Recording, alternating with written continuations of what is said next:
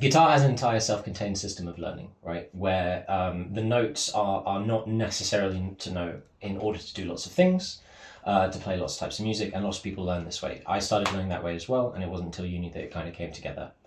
The problem is that the way they teach music, at least in this country, is that they put everything all at the beginning. Or it's like going into a game where you have every tool, every weapon, everything, every skin unlocked, and you're just like overwhelmed. The point of this is breaking that down into its constituent parts. And the first game in this is called See Us to the Left, which you'll see pictures of a piano. But this is actually, I designed this as a guitar game because I was taking over classes of guitarists using a book. And it turned out that they had no idea what any of the written music meant. They didn't know what any of the notes were. They didn't know why or anything like that. So with one session each on the piano, we moved back to the book, and then everything made sense. The objective will be for you to be able to find all of the notes on the piano but on your guitar. So when I say the notes on the piano, I mean basically the white keys. We're going to be able to find the white keys on the guitar. You want to tell me a little bit about have you ever tried to encounter that? Do you know anything about the piano, how it fits next to the guitar, anything like that? I know the piano, I know the notes on the piano where they are, but not relating to the guitar. Super, super. Very good. So we'll start here. We'll start with the first page. And I'm just going to get you to read out loud. See Us to the Left. Finding notes is easy. A piano has a repeating pattern. Can you see it? Yes. White, black, white, black, white, white, black, white, black, white, black, white, white. So slow down a little bit. Yes, there is a pattern of white and black keys. You kind of said me lots of things. Can you slow it down and describe the pattern in an easier way? So you get 2 black keys, 2 white keys, 3 black keys, 2 white keys. Yeah, kind of, but when you say that, 2 black keys, 2 white keys, like there are 3 white keys there. So you need to say next to each other without a black key in between, right? So that is where this gets tricky. If you could read this sentence. So there are 2 black keys separated by a white key, then a gap, then 3 black keys, each separated by a white key. Now this is a trap sentence for people with ADHD because it contains like 4 separate thoughts. All in one. And in order to get to the end, you still have to hold. So I'm going to ask you to do exactly the same thing, but as you go along, just as you say each section, point to it on the picture and just touch it. So there are 2 black keys separated by a white key. If we had a piano, you do it with 2 fingers. So there are 2 black keys separated by each a white key. Yeah, with a white key between. Gap. Yeah. Then 3 black keys each separated by a white key. Absolutely. 2 black keys with a white key in between, then a gap, and 3 black keys with white keys in between. Very good, very good. This gives us 7 unique white keys. Absolutely. Now in this context, what does unique mean? Unique? Are they just special? My mummy says I'm special and unique. No, absolutely not. They're different from each other. How so? Frequencies. Yes, they play different notes, yes. True. What else? What does it mean to have a unique key in the pattern? That's right. What do you mean? So is this white key the same shape as all the other white keys? Of course. Is it actually though? No, Look of course at the not. details. No. It's actually not. It's only the same shape as that. You can actually see the details, but those don't really matter so much. But if I was to say the white key in the middle of the 2 black keys, how many different keys does that apply to? 3. The white key in the middle of the 2.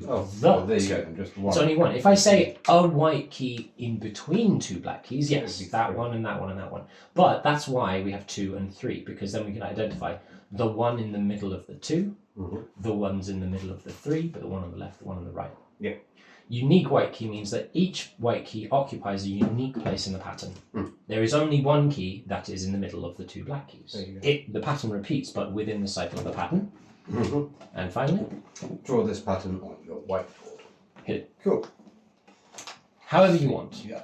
Black, black, white, white, white. And space for another white. And then you got black, black, black. Doop, doop. I'm confusing myself now. There we go. You got it. So I was going to wait till you finished. Oh, there we go. Yeah. There we go. Absolutely. Cool. It's dirty drawing, but it works. It's fine. That was perfect, actually. You identified it yourself. Yeah. So this drawing is, and keep going. Can you keep going? Sure. Yeah, looks good. I would. Annoying. Are you satisfied that your drawing is accurate? Count them. 1, 1, 2, 3, 4, 5, 6, 7, 8. Yeah. There should be 7. Yeah. So what have I done? I've put a double there. Yeah. Very nicely done. Very nicely done. And this drawing is one of the most useful kind of cognitive diagnostic tools in the whole book. How people draw it. For example, do you see how this picture is not actually accurately cut out? It's got a little bit on the edge. Yeah. Some kids will draw that as well. Oh. Some adults learners. I've done this with people of all ages. This line at the bottom, the thick black line, is just a picture of the bottom of the piano. Some will draw that as well. The point is that whatever is relevant to the pattern we draw, whatever's not, we don't. And you did it, absolutely. And it looks like that, absolutely. Cool. Very nicely done, very nicely We done. assign white keys letters of the alphabet. Find and draw in Mr. Oh, I'm sorry, C. I skipped a You page. I skipped a page, my bad. Here is mine. Here's mine. Well done. Very good. Drawing. Now find a beatboxer or a beat on YouTube and build some neutral pathways, Check that neural pathways with this funky rap. C is to the left. C is So here's the call, here's the response. Okay. I'll do the call, you do the response. Go on. C is to the left. C is to the left. C is to the left. Oh yeah, C is to the left. Check it out, C is to the left. Hey, C is to the left. Of the 2 black keys. Of them 2 black keys. One more time. C is to the left. C is to the left. C is to the left. C is to the left. C is to the left. C is to the left. Of the 2 black keys. Of the 2 black keys. Very nice. Now we could do it in a robot voice and a giant's voice and a witch's voice. The objective is, where is C? C is to the left of the 2 black keys. Where is C? There. Yep. Can you say it? C is to the left. C is to the left of the 2 black keys. You got it. We assign white keys letter of the alphabet. Find and draw in a C. You got it. What do you got there? Keys to the right follow the alphabet. After G we go back to A. Find and draw the rest of the letters. So C, D, E, F, G, A, and Mr. B. Absolutely. The pattern keeps going both ways, starting again on the 8th key. We call this distance an octave, from the Italian otto, which means 8. For now, there is only one more thing to remember. Which keys or letters do not have a black key between them? I believe that's E and F, E and F. and B and C. And B and C. E and F, B and C don't have a black key in between. That's one of Mr. Marks over there skulking in the kitchen. E, F, B and C. E and F, B and C do not have a black key in between them. Very good. This is the smallest distance between notes, or the interval available on a piano The distance keyboard. between notes we call the interval. What we call it a semitone or a half step. Absolutely. That's fair. Knowing this pattern is important for all instruments. For example, unlike the piano, the guitar does not have a clear pattern of white and black keys. It is useful to have a piano in your head, and the easiest way to get one is by drawing it, unless you Very have nice. one. So you've got your drawing of a piano here. Even if you have one, without actually creating it yourself, it doesn't create certain neural architecture. Always drawing things out is the easiest way. So bring this up, because that is when now I would transition you to guitar book 1 when we write it. Because this is the pattern that is in music, that is on the piano, that is on the guitar, that is on the flute, the violin, all these instruments, they just all approach them differently. So the guitar does not have white and black keys.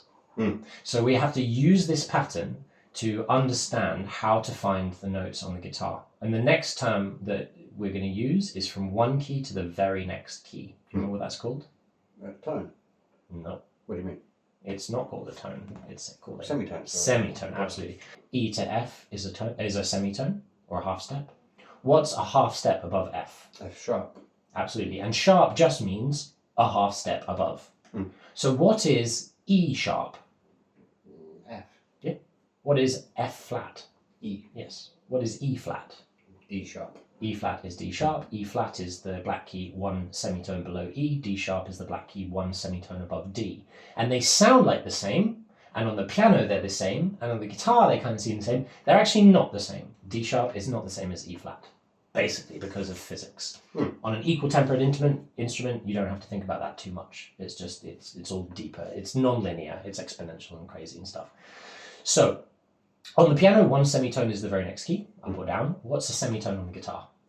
A fret. One fret, absolutely. So for each of your strings, you're going to play from fret 0 up to fret 4, and you're going to tell me the notes. So what's it going to be on your E string? It's going to be E, E, F, F sharp, G, G sharp. And fret 5, you have the next string, beautiful, on your A string. So you got A sharp, B, C, C sharp, D. Very nice, on your D string. D, D sharp, E, F, F sharp, G. On your G string. G sharp, A sharp. And on this string, B, C, C sharp, D, D sharp, E. And again with E, F, F sharp, G, G sharp. and finally A. Very nice, very nice, very nice. Give him a whoosh. Ah, whoosh. Thank you very much. And you just identified all the notes on the guitar. And that's how the system works. So whether or not you go further that way or further that way, it doesn't matter.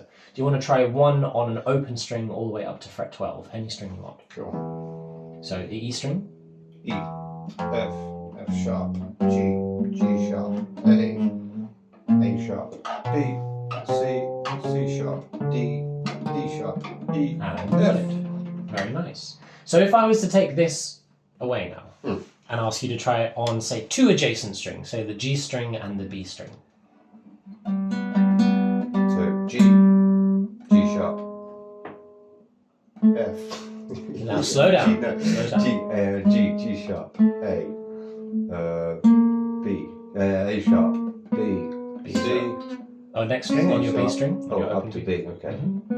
So B, C, C sharp, D. Very nice, very nice. You got it. So if you want to do that, all you have to remember is that E and F and B and C are a semitone apart, and all the others have a note in between.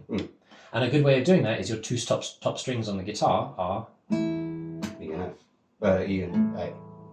Oh, now those are low the pitch. bottom Those are your bottom strings.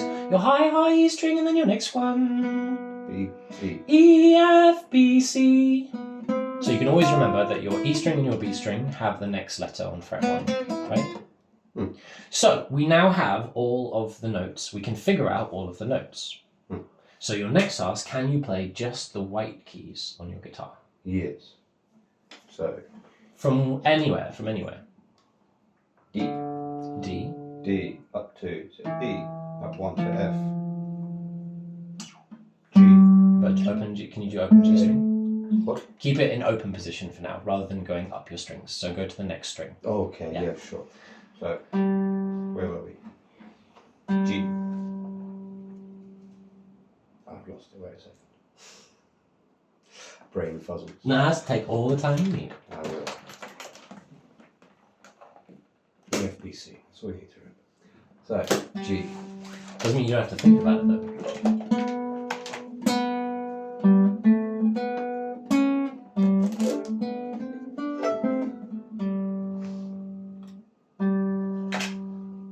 Say them as you go. Yes. G. So, G, G, A, D, open string B, semitone up to C, C. tone up to D, tone up to E. Yeah, you got up to E. Can you keep going? E, F, G. A, B, C. Okay. Very nice. Nice. We're back. So we had the first 15 minutes of yesterday, at which point we'd just gone up to working out the notes on each string. So I'm going to get my violin out. And please continue warming up. It would be good for the camera to see what you're doing to warm up. Cheating. AKA practice.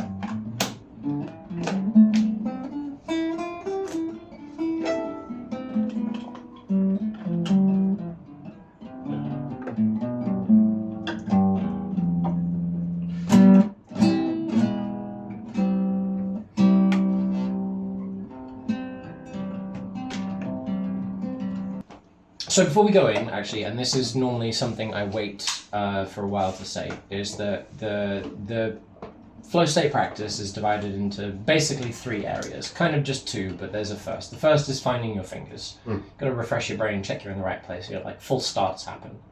The second phase is testing. Can I do this without thinking? Yeah. Now that thought, can I do this without thinking, is itself a thought. So by the time you're thinking that thought, you've already lost. The question is, what can I do without thinking? So whenever we're trying to play a song, so take something you've been playing now and just like deliberately just do it without thinking, just like, and you know it's just there, right? Now, because you have the idea of what it should sound like in your head, you're thinking, I want to do this, and you're letting your hands do it, and then if you made a mistake, you might notice, that's not right? And that's where we transition to practice. Whenever we're practicing, we always want to be getting it right with the feeling of getting it right and the expectation of getting it right. We want that sensation of, I know what's going to happen, and it happened, right? But when it comes to improvisation, that becomes infinity, because you could hear any sound in your head, and you'll only know whether your fingers can play it effortlessly when you're already there, right? So I wanted to say that because at a certain point, if we're going to try and do certain things, and you make a mistake, is that testing or practice? It's practice. No. Of course. Practice starts when mistakes stop. You test, you make a mistake. Now it could be that you're in the middle of practicing something and you make a mistake while trying to have your brain off, and that itself is ultimately another test. Can I do this without thinking? So I just want to set that as a preface because it will come up definitely. But the objective is to always know where our brain is. Am I consolidating something that I can do? Am I trying something new? Or am I putting myself under stressful conditions to see what happens? Right? Okay. Fantastic. So let's just take my 50p has been falling out of my pocket all day. I'm pretty sure a guy in the shop was having a go at me because it fell out of my pocket earlier. There's a guy grumbling behind me in the shop, like, God, some people are funny. Oh, I didn't say anything. Would you like to take me through where we were? One of the things about the book is that you can always backtrack and recover ground. Yeah, it's always worth doing. So will you take me through our book? Sure. Here we go. C is to the left. We started off with a game called C is to the left, which helps you find out where C is. It's to the left of the 2 black And keys. what is the pattern of the piano? Can you describe it in words? Yes. There are white keys all divided by either a space or a black key. There's a group of 2 keys, 2 black keys, and a group of 3 black keys. And what happens between the 2 and the 3? There's 2 white keys. And so there's a gap of the black keys, right? Yes, there are 2 white keys adjacent to each other, so we have a 2 and a 3, all of them separated by white keys, but in between the 2 and the 3, there's double white key. Exactly. That's another way of saying it. Yes. Absolutely, absolutely. Where is C? Where C is to the left of the 2 black keys. C is to the left of the 2 black keys. Very nice. Find C on your piano. There she is. Very good. Where would F be?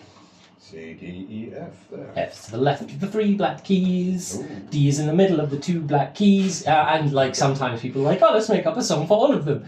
A is in the middle of the right of the 3 black keys. It's just, by that point, it's like for the sake of it, because as long as we can find C, we can work out everything. After C, we go back to, what's the last letter we use? G. G, and after G, we go back to A. Very nice. From C to C is called? An octave. G to G is called? An octave. Why? Because there's 8 notes Because between it's them. the... Not quite. Well, it's 7 There are only between 6 notes between them. them. Oh, sure. Between C and C, Sure, 1, 2, sure, 3, sure. 4, 5, 6. C is the So 8th they- note when we start the count on C. Count of 8 Yeah. notes, yeah. That. Again, just like tiny things, but it would be imprecise and it would be Sure. an error if we're trying to figure out. Very nice. The final peg, this is layer, layer, layer, chunk. Layer, layer, layer, chunk. The picture is a chunk that consolidates everything before. This question, the answer, also consolidates everything before. Yes, which keys or letters do not have a black key between them? E and F and B and C. And that consolidates all the other chunks, because if you remember that and that all the others have a black key in between them, you can remember that only in F and B and C are separated by a... Nothing.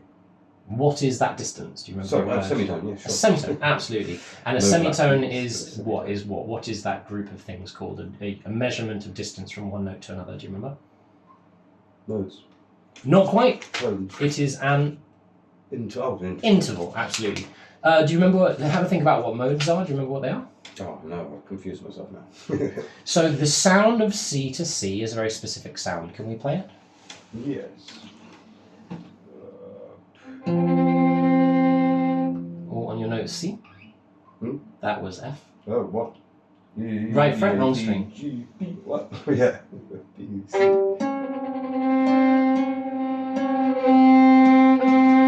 got it.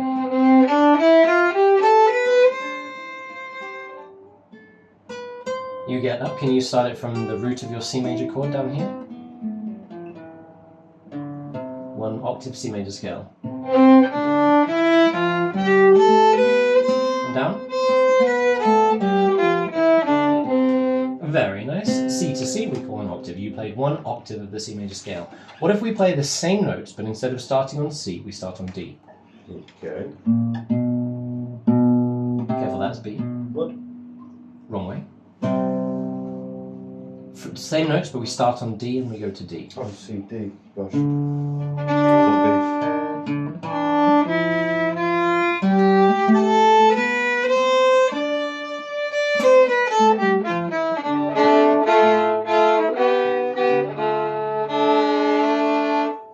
That was the C major scale, but starting on the note D. And we call that a mode. Yeah. That is a mode of C major. Okay, C major has 7 modes, whether you start on any of these notes and you play these notes. They are called the Ionian, Dorian, Phrygian, Lydian, Mixolydian, Aeolian, and Locrian modes. But again, don't worry about those terms. Amazing. Why do we care about this? because knowing this pattern is important for all instruments. It applies to basically everything you play. For example, like the piano, the guitar does not have, unlike the piano, the guitar does not have and the violin? a clear pattern of white and black keys. It's useful to have a piano in your head, and the easiest way to get one is by drawing. Very nice. So something we skipped before was actually just our open strings, right? Because to find the notes on all strings, we also have to know the open strings. Do you want to tell me your open strings? Yes, E, A, G, G, B. Now do it backwards from your high E string. No, I can't. New neural structure required. E, B, G, D, A, E. There you can! Very nice, very nice. Slowly and concentrating. Quick word game, just open strings. You have those letters. Mm-hmm. Gab. Oh.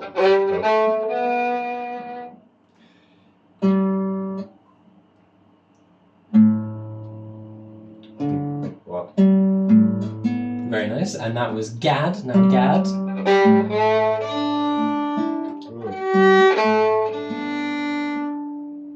Say it, Gad.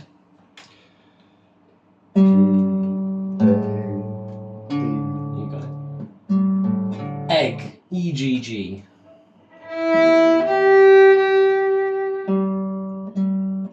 G. G-E-E.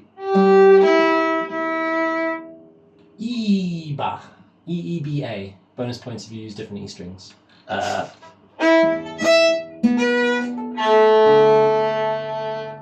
was nice. Can we do that again? Ah. So I'm making it harder for myself and I'm trying to do it all on different strings as well. But these are not my open strings. What was it? Huh? You give me one. Edgar. Edgar. E-D-G. Ooh, we're slightly out of tune with each other. You're in tune with yourself, you're not in tune with me. That is, I'm pretty sure my G's in. No, G's always off on the guitar.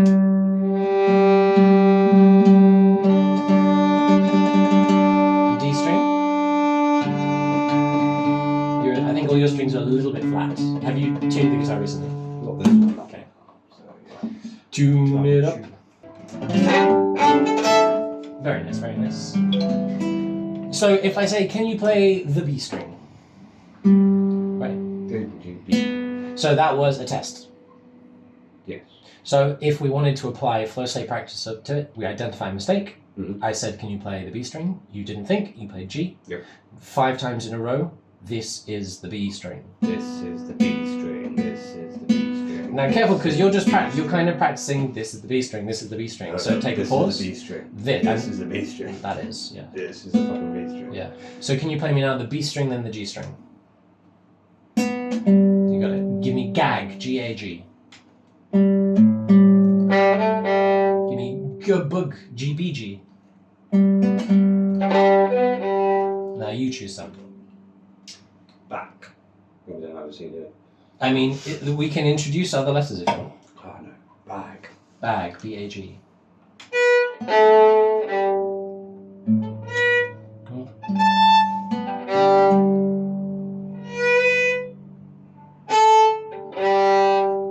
Any more? Agab. Agab, A-G-A-B.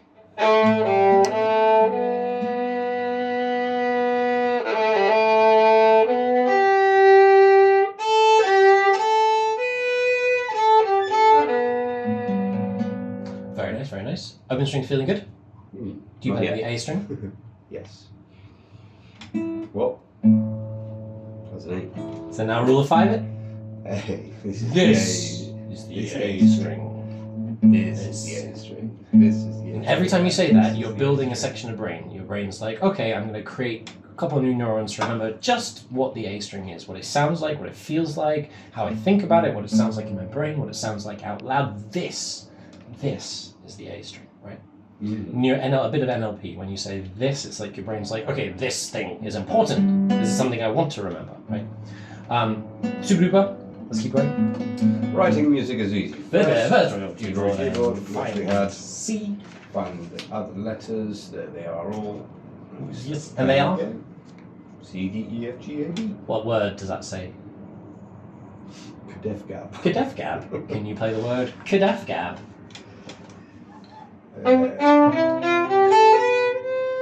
Kadefgab. Oh, fair enough. Of course I can. Yeah, very nice. How fast can you play Kadefgab? Speed trials.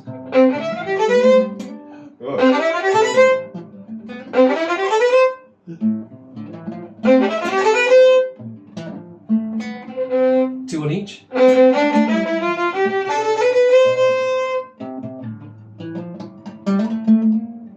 Where's the plaque? And now he wants to pick. Yeah. Ah!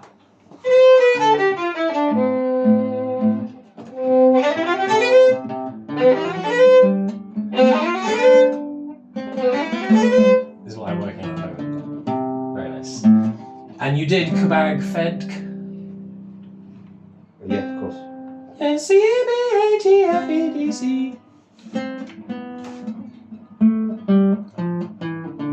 Very nice.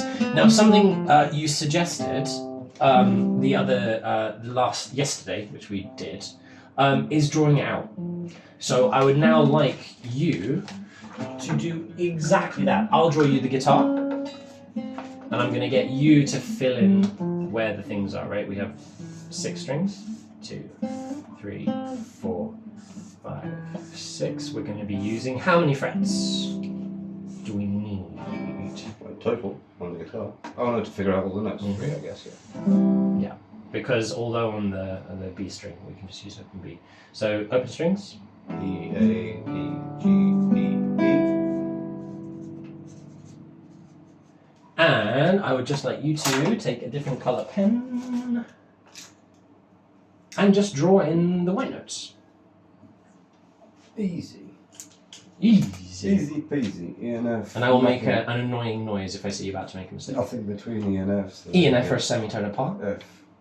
G. Oh, so actually drawing the letters as well. Easy.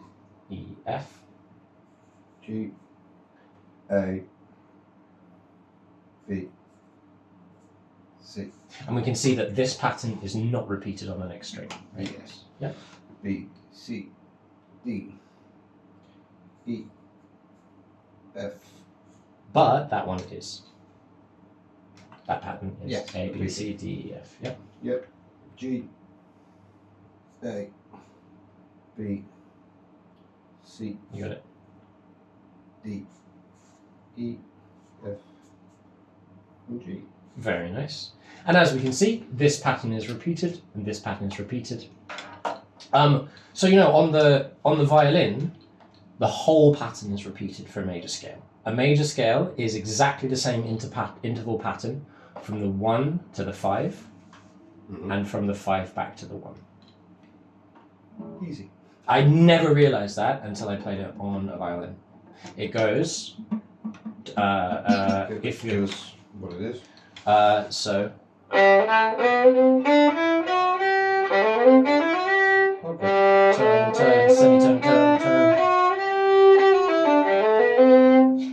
those groups of 4 notes, called tetrachords. I found that out recently. Blew my little mind. Amazing. So this would be definitely part of Guitar Book 1. Does that kind of make sense? Of course. Very good, very good. Let's play some words. Let's play some words. Do you want to have that visible or not? A, D, G, E. It's entirely up for you if you want to have that visible. Anno Domini, A, D, A, A, D, A, Anno, A, D, A, D. Right?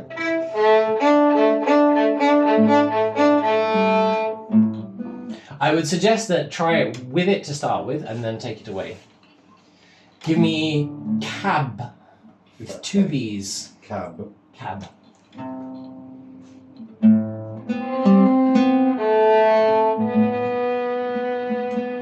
So you played C, A, and then B up there. Can you play cab next to each other? Yeah. And another place. So that's 1 C. Can you play cab in another place?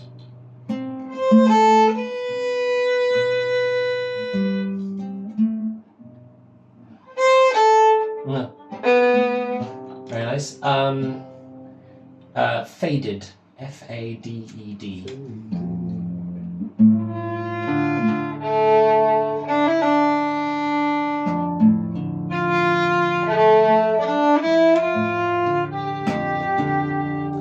Edge. E-D-G-E.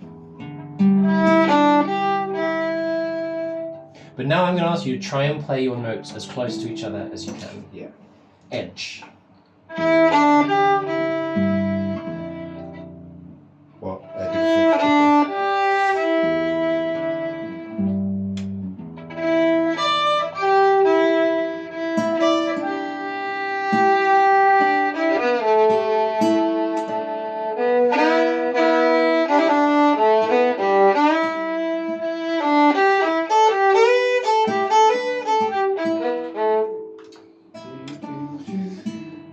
Kebebeb. Kebab. C-E-B-B-E-B.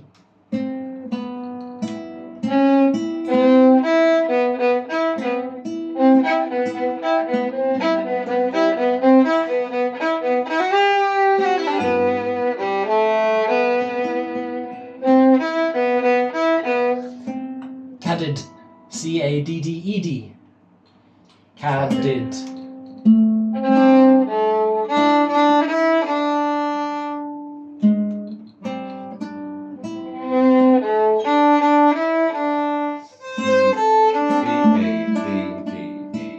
Yeah, nice. Give me fedge. It's easy to say it. F-E-D-G-E. Fedge. Yeah, nice. Fedge fadge.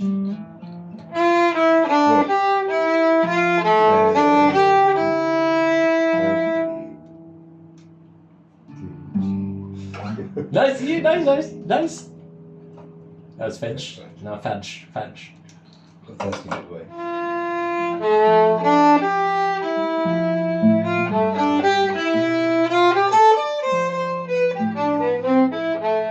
Yeah. Beaded.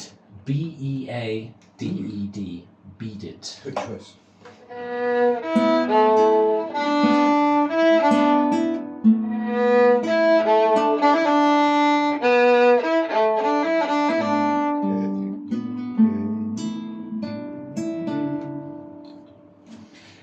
Abacadabra.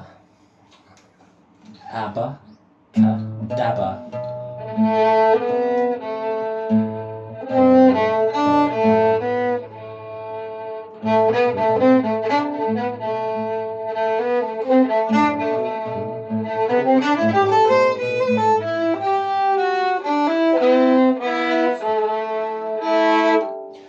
Very nice. You want to give me some?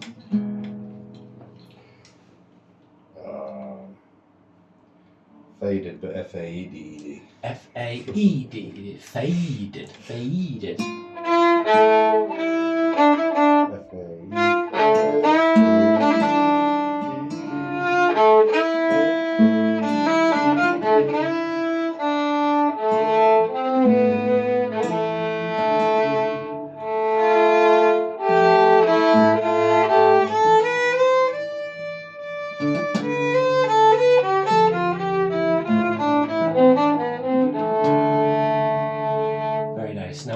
testing or practicing there?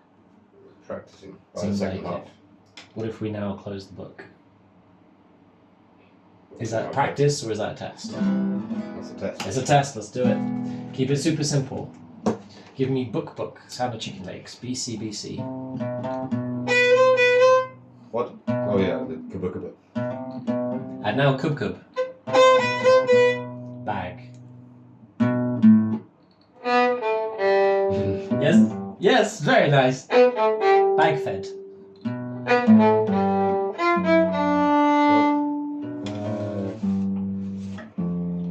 Bed. Very nice. Kebab, C-E-B-A-B. I love that one.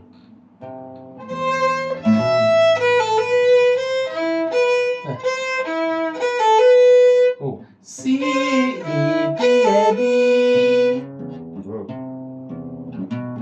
Yeah, kebab. Nice. How's it feeling? More natural than before. Very good. So now we get to the really good stuff. We have been playing the C major scale. Those are the notes from C to C. And if you play the word game long enough, you'll notice two things. One, longer words are harder to play, and two, words can be played in different ways, right? So the solution we use for this, as we talked about yesterday, is we make the letters go vertical. Yeah. So instead of C, D, E, F, G in a row, we go C, and then we do D up, E up, F, G, A, B, C, right? We see when we're going up, and we're going down, and when they're close to each other, they don't skip any, and when they're further apart, they do.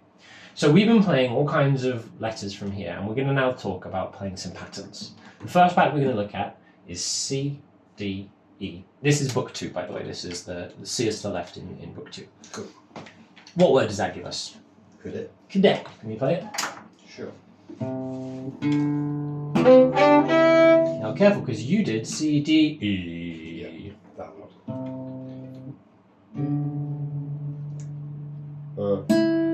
You went C, D, E. C, D. Oh, so you open string D. And now you need the note E, which is that. Yeah? So cadet. 3 adjacent notes of the C major scale. Can you play them again? Very nice. Could you describe that pattern with regards to our scale?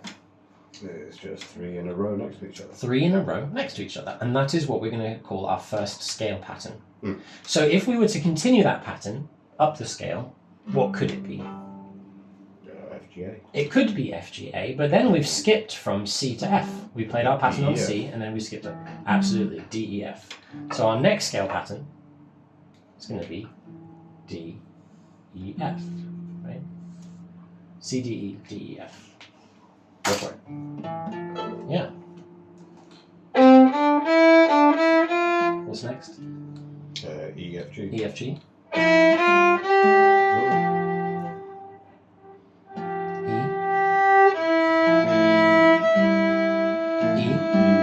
Slow down. What? That's F. C, D. Oh shit. Very nice. So C, D, E, D, F, E, F, G. So yeah. Can you keep going? F, G, A, G, A, B, A, B, C. Okay, that was B, C, D, A, B, C. A book. You got it then. B, C, D, then C, D, E. And that we've gone all the way up the scale with our pattern going up. Yeah. And that is the first direction of scale practice. Up and up. Up the pattern, up the scale. And whether you say up the pattern, up the scale, or up the scale, up the pattern is entirely up to you. But that kind of implies where we're going. So have a bit of a fiddle, get it under your fingers. First stage is just getting under your fingers, and then we test, and then we practice.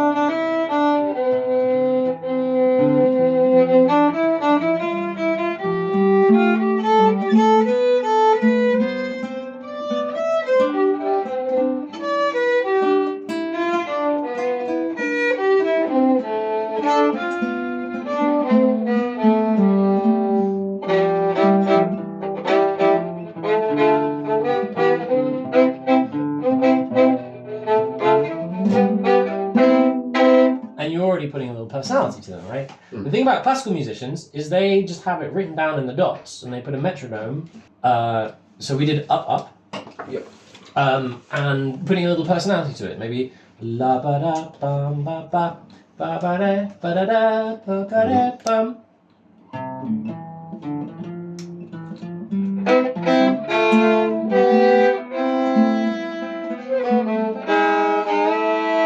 And we could put a backing track, but I want to show you the other directions first. So we had up, up. What are you doing there? Down, down, down. Down, down. You're saying la la la. La la la la la la. But first of all, we're going to go up, down, up the scale, down the pattern. Well, that's up the pattern. Sorry, up. C B A, and then from D C B. You got it. Yeah. Okay.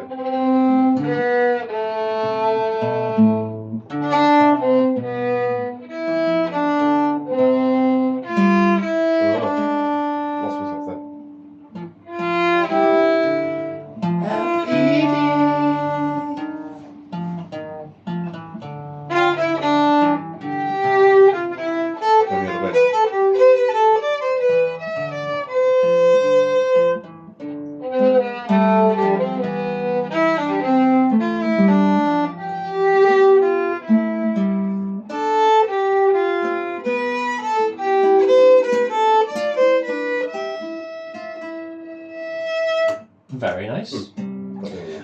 Now I'd like to show you one other shape. Would you like to try the other patterns, or would you like to try a different concept in the same framework? Let's do both. So choose one first. The other patterns. The other patterns? Yes. Very good. So we went up, up, and we went up the scale, down the pattern. Yeah. So left is down the scale, up the pattern, and down the scale, down the pattern. So first we start down the scale, up the pattern. C, D, B, C, D. What was that? Yes, that's the feeling of neurogenesis.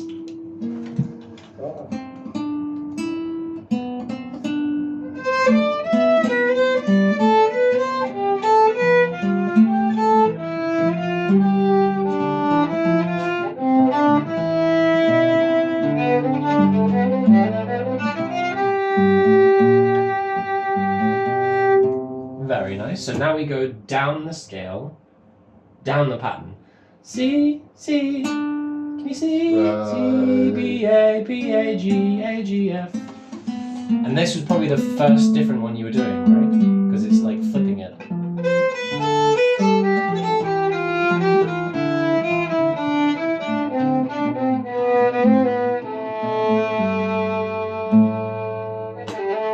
Very nice. And that's very commonly the first one that people do, because if we go up, up, right, we go C, D, E, what's our next note? No. Oh, D. D, and it's only one scale degree away. But if we go down, up, right, we're going C, B, A, then what's our next note? B. No. What? Because we're going up the scale, but down Oh, the sorry, pattern. C. D. D, so we're jumping C, B, A, and jumping to D, C, B, jumping to E, D, C, jumping to F, E, D. So because we've switched where we're ending it, it's a bigger jump, so that's generally more difficult. Okay. Similarly, if we're going from the top down, C, B, A, if we go then B, A, G, it's always next note, next adjacent note. But if we're going C, D, then B, C, D. Try again, C, D, B, C, D, B, C, D, A, B, C, G, A, B. And so again, when you finish one, you have a big jump down. Yeah. So those are kind of, that's why very often people will only practice the first two, up, up, and down, down. Okay. Because it's counterintuitive to have that big jump be part of an adjacent scale. But it's crucial to understand. So those are the other two. One last one, which is kind of an addition, is to alternate. Up the first, C, D, E. And then we would be going D, E, F, but we're going to flip it. No, C, D, E, and then instead of D, E, F, we go F, E, D. That was E, D, C. C, D, E. F, E, D, E, F, G, A, G, F. So you see we've reversed, we've flipped the others.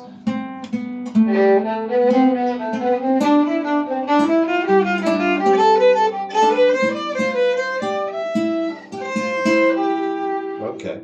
So you see, even with this basic, because you think, oh, 3 adjacent keys, how hard could it be? Mm. Well, we can make that pattern as endlessly elaborative as we want, right? And that's with the first idea, which is scale patterns. The next one is intervals. Mm. What is an interval? Space between two. The distance between two notes. So how do you describe these intervals? Whole. You could say it's a whole tone, but you could just say it is the next note of the scale. Mm. We call that a second. Okay. A scalar second. A scalar second, a scalar second, a scalar second, a scalar second, a scalar second. Now it is the case that it's a major second, which is a whole tone, major second, minor second, semitone, major second, major second. But we can just say scale degrees. So we can talk about absolute intervals, i.e. how many semitones. Mm-hmm. We can also talk about scalar intervals, just from note 1 of the scale to note 2 of the scale, whatever that scale may be. Okay. And those are kind of two terminologies that exist together. So the first thing we're going to look at is thirds. So when I say a third, what might a third be? Would it be 3 notes? No. It's a good idea though. Space between the notes is still 3. A group of 3, but the distance from note 1 to note 3. So skipping D, right? C to E is a third. D to F is a third. E to G is a third. Mm-hmm. So the next type, and most common interval we practice, is playing in thirds. And I think you were playing that earlier already. C, E, D, F, E, G. Oh,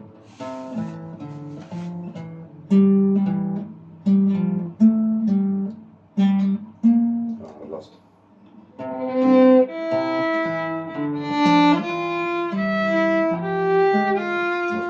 Now, at this point, if you try and play it by your ear, you will be practicing the sound of it, but you won't be grounding it in the practice you've already done. So as you go, I want you to try one more time, do exactly the same, but this time really focus on thinking about each note that you're playing and try and connect it to that intuitive feeling of what this note is, rather than allow your ear to tell you when you've gone wrong.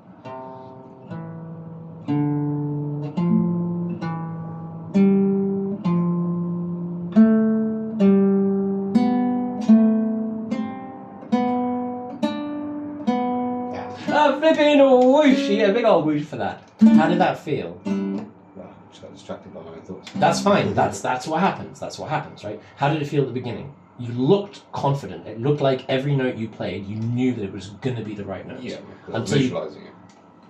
Beautiful. And that's what we want. That's like cognitive muscle memory. That's what this gets to. But it goes into all the different keys, and the task of guitar is different from the task of wind and violin and all the others because of where you put your fingers and stuff. So for example, on a saxophone, the note E feels like this. Mm-hmm. These fingers in this position, whether I put them here, I don't care where my hands are, this is E. This is D, this is F, this is G, this is A, this is C, B, A, G, E, F, D, E, F. Because that and blow makes that note. So it's a different kind of synesthetic feeling. Super. Thirds. C, E, D, F, E, G, F, A, G, B, A, C, B, D, C, E. So take a couple minutes, see if you can remember the different directions, apply it with thirds, then I'm going to put a backing track on, and I'm going to show you how to actually practice all this stuff. Because we're still kind of finding the waters, yeah?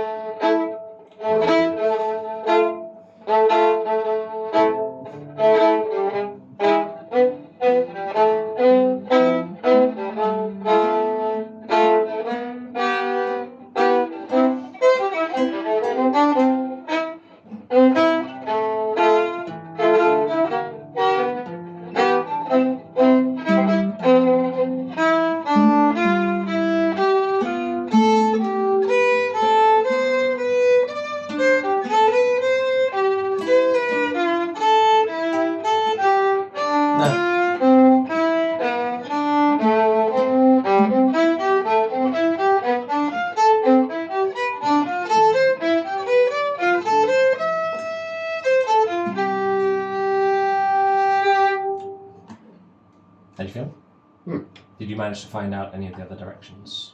Oh no, I was concentrating on one. Grooving with all your playing. Yeah. That stuff. And that is probably a good sign that let's get a backing track on. So let's turn the screen on, and this is where the names of the modes are your secret weapons. Okay. We can practice these notes with the sound of them in any key that shares the notes of C major, and the word we use for that in music is enharmonic 2.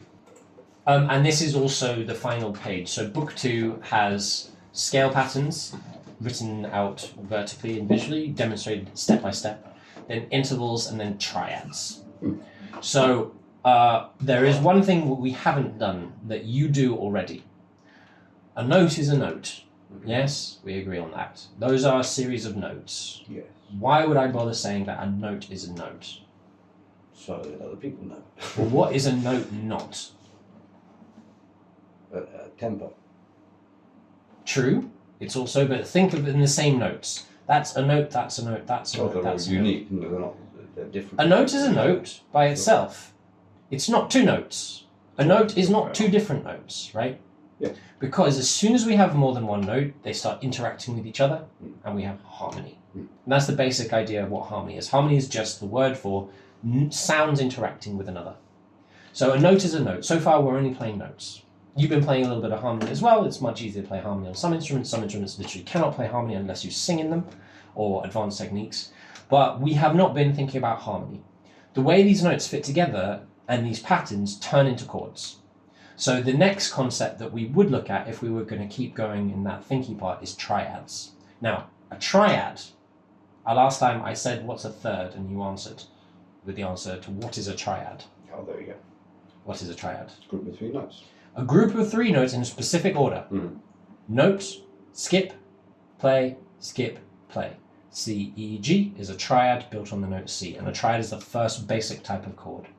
So all the chords you know, unless they have numbers or other names after them, can you play me a chord? Any chord. What note is that? What triad chord is that? C. That is C, E, G, C, E, 1, 3, 5 triad, 1, 3 at the top. You can hear them as you go. C, E, G, C, E. Oh, play me C. C, E, G, C, E. Yeah, sorry, I was just skipping one. Very nice. Play me another chord. A minor. This is an E major, sorry. E, B, E, G sharp, B, E. All the chords you know are just what we call voicings, i.e. which notes do we put? C, E, G, C, E. We've got a voicing with notes 1, 3, and 5 of the scale there, and then notes 1 and 3 on the top. And in order to play those chords on a piano, you would need to know every voicing. You can't just learn the shape. You need to know, oh, I'm going to play these notes in this. For this one, I'm going to skip the third. I could move that 3 away from there and play it in a different degree. But that's where this kind of develops to, because identifying the notes of a chord quickly is, more than 3 times as hard as identifying a note. You have to be able to think of them all at the same time. And that's what we're not going to look at, but we are going to have a little bit of a jam using some of our shapes, using a backing track in one of the modes of C major. They are Ionian, Dorian, Phrygian, Lydian, Mixolydian, Aeolian, Locrian, back to Ionian. Ionian, just normal happy major sound. I'm going to give you the crucial ones.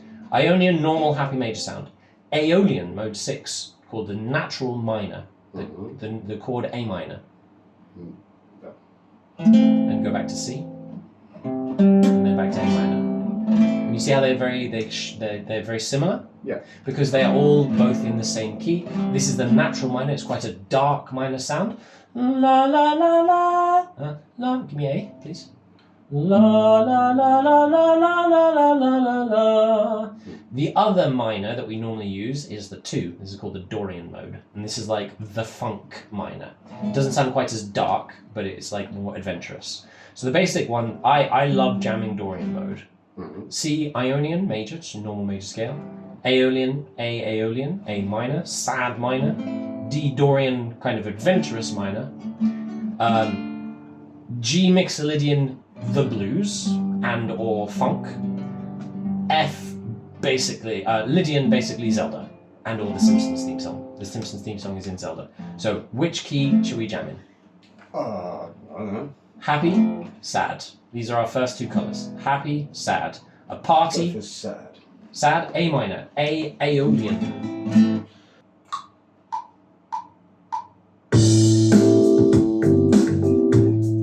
So, an ignorant question, what notes are we playing and why?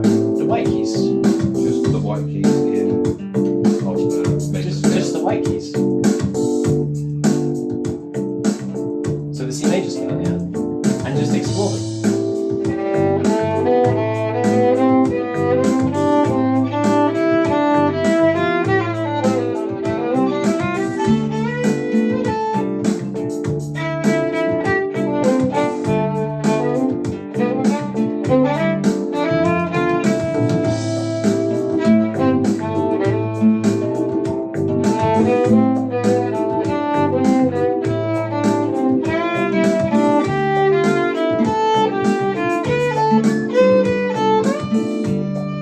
I'm going pattern down, scale up, so see?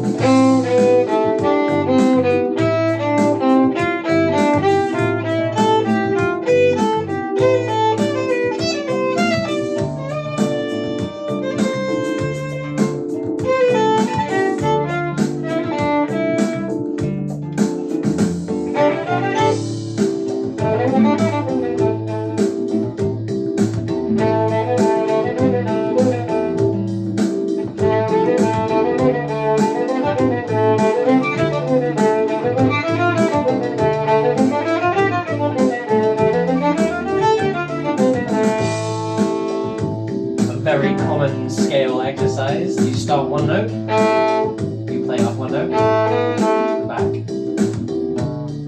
A, B, A, B, C, B, A, B, C, D, C, B, A. And you just keep trying to go.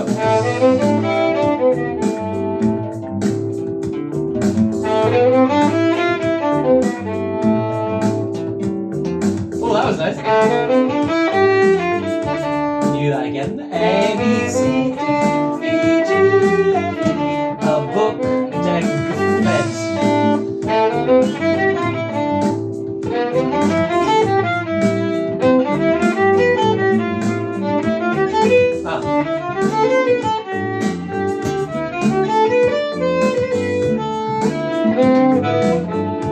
And notice how the note A sounds in this key. It's like home, Landing. It's a landing. That's because it is the one.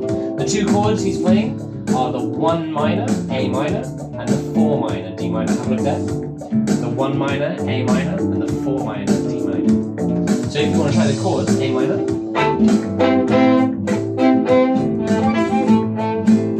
And then to D minor. 1, 2, 3 to D.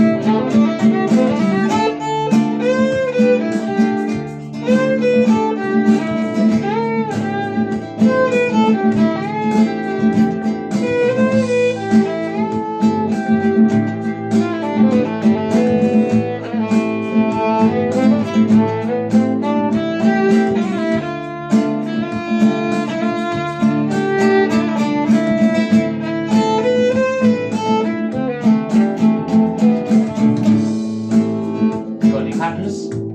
Play some patterns with me. A book.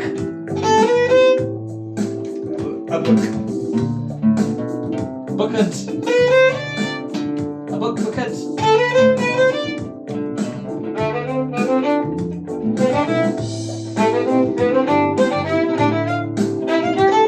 Groups of 4 notes.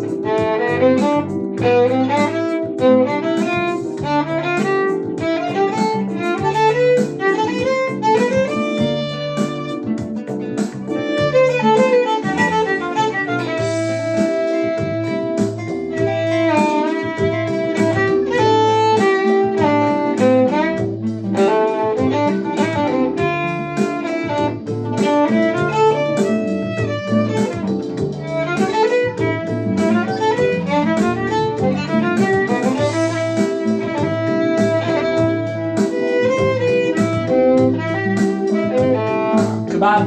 C-E-B-A-B.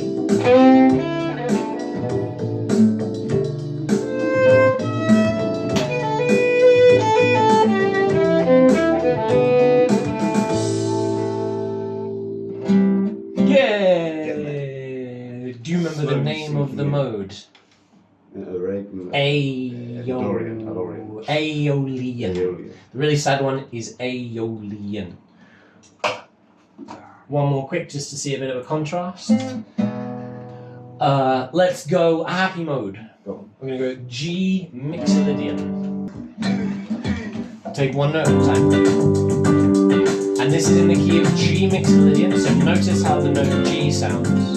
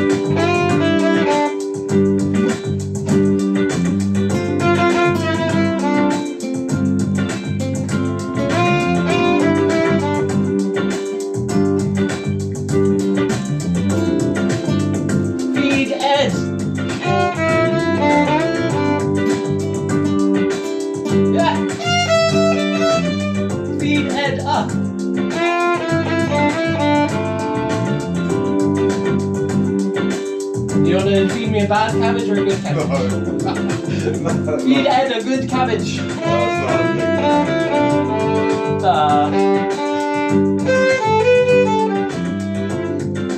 And as the words get harder, it becomes more and more and more difficult to do it without basically written music. Yeah. So the phrase feed Ed a good cabbage, I have to think about that because I have to think about each letter one at a time. I can't just see the whole thing.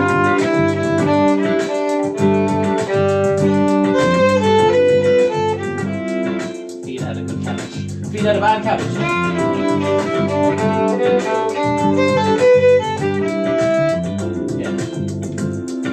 Yeah. So your fingers, your hands and body seem that they're kind of running kind of chill now. We happy?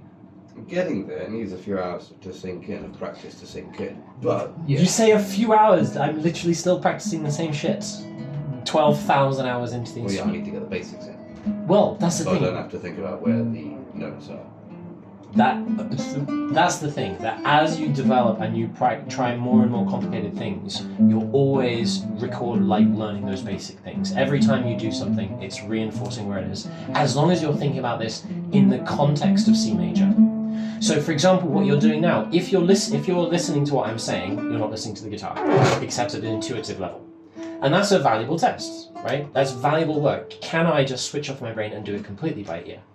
But you don't want to go into a gig thinking, can I do it?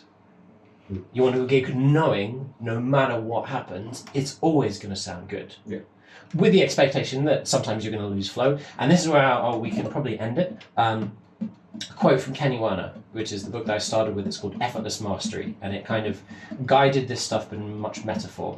In this book, about halfway through, he recounts a story. He was playing a gig, and a journalist was there, and the journalist came up to him afterwards and said, "Oh, hey Kenny, if you could do one thing about your playing, what would you do?" And he said, "More technique." And the journalist said, I'm quite surprised. You showed plenty of amazing things. Why would you say more technique?" And he said, and I think I can quote it, he says, "Because when I play, I try to channel the Great Spirit. And it's only when I go for something that's not there that I stop receiving that bliss. It's only when my ear hears something and my body fails to pull it off do I get jolted out of the oneness with the universe and everything, which you could call flow, in the zone, feeling it, improvisation. I call it the Tao. Mark can call it Qigong. You can call it breeze, whatever. Food, family, love. Because we always want to be playing in a place where we're never worried. Fear is the death of flow. Sure. Worrying about what people are going to think about what we play. That makes sense. Yeah. Would you like to reflect at all on this process?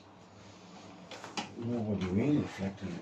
Reflection is internal thinking. I mean, so for example, how is it? Are you? So for example, one thing that I could imagine you're thinking is, well, this is all very well and good, but how does it connect with what I'm actually working on in my own musical expression? I'd had the answer before I had the question to that. That learning this will give me more things to do and more ways to play music in any environment and in any kind of group setting, which is the aim, to be able to know where all the notes are, improvise up and down the scales, and to then figure out from there what it has to do with the chords and progress my music learning. As you're playing this scale, is it feeling familiar to certain chords? Yes. So what that will mean is that any of the songs that you've learned where the chords fit that pattern are probably in the key of C major. Yeah. But this is, again, only applicable to the key of C major, which is kind of a common key for guitar in the singer-songwriter-y vein, but not at all in the heavy rock, because E major is not in the key of C major. The E chord here is E minor, very common. So any of the people playing like Wonderwall or Hotel California or that kind of stuff will be basically using the chords from this: C major, A minor, D minor, G major, E minor. But people playing like Hendrix are going to be moving in different keys, and like Pink Floyd and stuff is going to be different keys. So this only applies to really figure out how it all fits. That's one of the challenging bits about like a lot of rock, is especially ones that have lots of bar chords actually move between keys. So Hey Joe, for example, the chords are C major, D major, A major, C major, G major, D major, A major, E major. Those chords don't exist in one key. There is no key that contains all of the notes that make up those major chords. So kind of cross-pollinating it. There are hacks and there are shortcuts, and that's the good thing, because just as there are shortcuts with, I can just play a blues by playing this shape, there are shortcuts to what scales can I use to make it sound good, and basically it's called a pentatonic. But there are two pentatonics, because there's major pentatonic. One sec, if I could just play.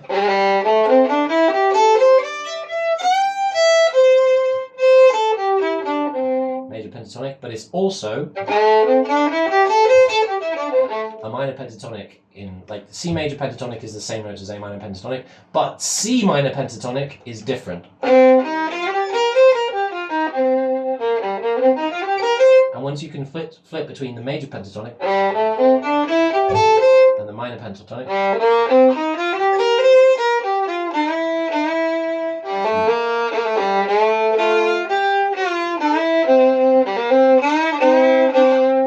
You can do all that kind of stuff, and I like to define that as the hybrid pentatonic. It's the major tonic, pentatonic, and the minor pentatonic kind of mashed together. Probably a lot of words going over. No, I'm fitting that. Pentatonic. Yes. What's that? 5 notes. 5-note scale, absolutely. So yeah, there are lots of kind of shortcuts of how you can fiddle it about and apply the one thing in lots of different ways. This being the best foundation, I reckon, to it.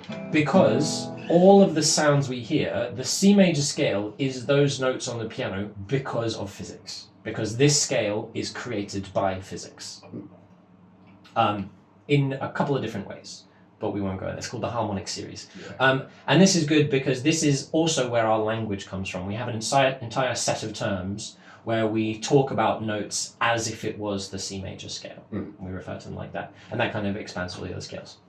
Yes? Cool. Very good. Yes, very good indeed. Thank you very much. Good, Leslie, thank you. So you can now find all the notes on your guitar, is that correct? Slowly but surely. I put it to you, that was pretty good for 2 days. Yes, not bad indeed. Thank you.